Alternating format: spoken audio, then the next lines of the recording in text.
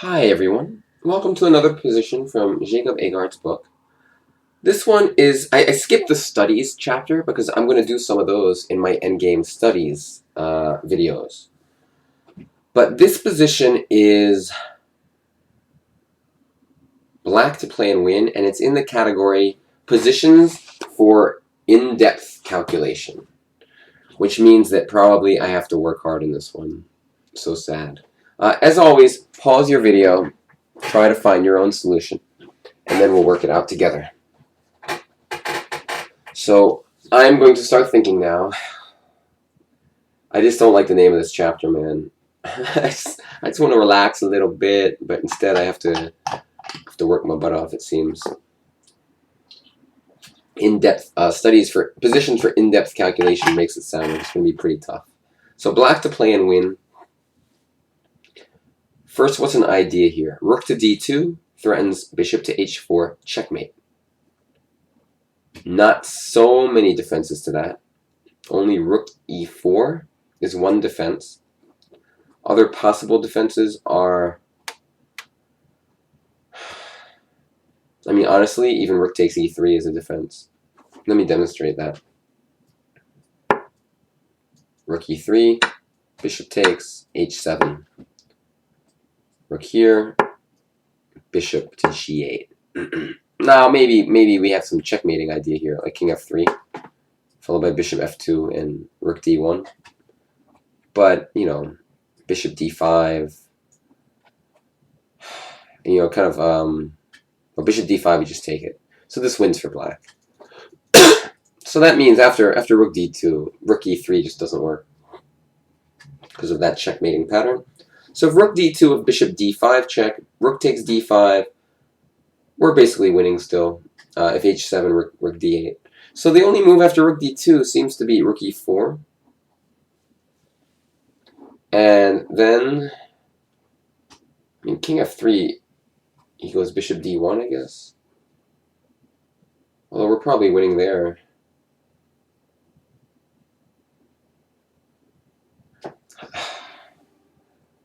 Position looks pretty winning for black. I mean, rook d2, rook e4, for example.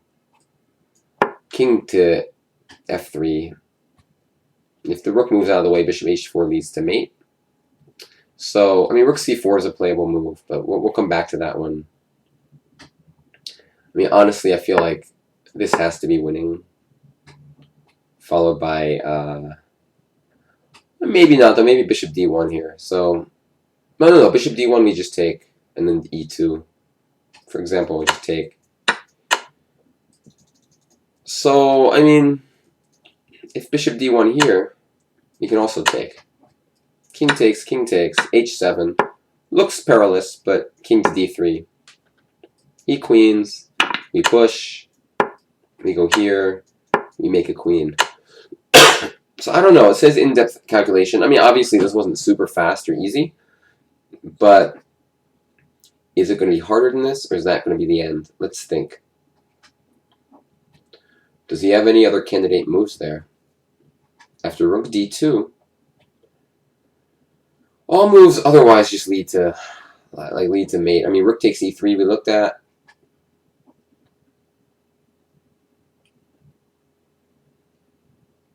So I don't know what else it could be.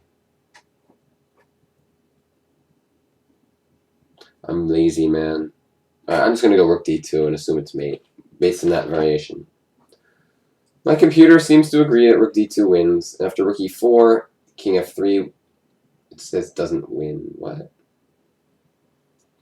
But okay, whatever. Other, like a million moves win, like bishop takes h6, which I did notice, by the way. We could just take the pawn. It says king f3. I mean, honestly, it doesn't matter, because rook d2 is an obvious good move. Like, we can always take this. It says f5 is good. Bishop takes h6 is good. Problem with this, it says, is rook e8. At which point, bishop h4 isn't mate anymore. So, and then when we take on h6, we're not... What's the deal here? If we take on h6, he takes on a5. And his pawn's getting close to queening, basically. The reason it likes taking first, I'm not even sure, but I'm about to find out, I guess. It still thinks we're completely winning, though, honestly. Rook to e4. Why does it like bishop takes right away so much more? Oh, because now it says f5 is winning. Followed by like f4, f3, etc. Alright, I don't know. Rook d2 looks like the right answer. I wonder what Jacob wanted me to see that was so complicated. 91. Solution to in-depth training exercise. The solution to the position is rook to d2. White has only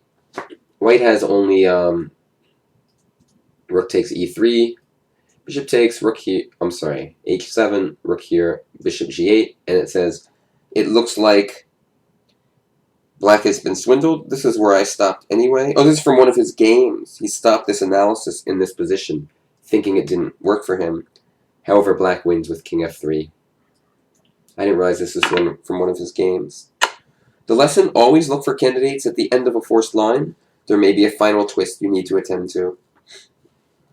In the game, so it just wins, basically.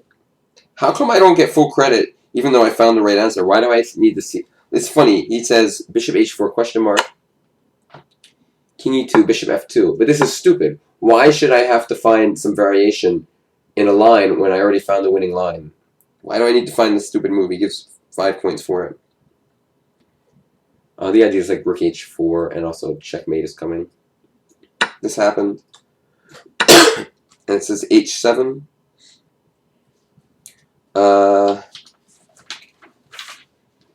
White should have played king e3, rook takes b4, when he can play bishop c2, king g3, h7. But alright, whenever he played this move, I don't really care about the rest of this game, honestly. I'm just looking for fun now. He was going to go rook h3 next move, but he missed this in-between move. And then here my opponent throws a draw away by playing b5. Supposedly b takes a5 as a draw. And after rook a7, king d4, rook a5, oh whatever, it's not interesting. The good point is Eric Lobron lost because he's my enemy. He's one of my big rivals. Beats me sometimes in ICC, therefore he's obviously a huge jerk. But alright, basically rook d2 wins. I don't know. I didn't see much more to think about once I saw this rook takes e3 line. Saw that we had mate at the end of it.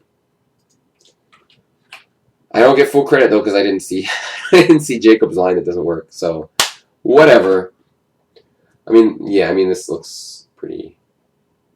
This just looked good to me. I do get full credit, obviously. I can decide when a book is wrong.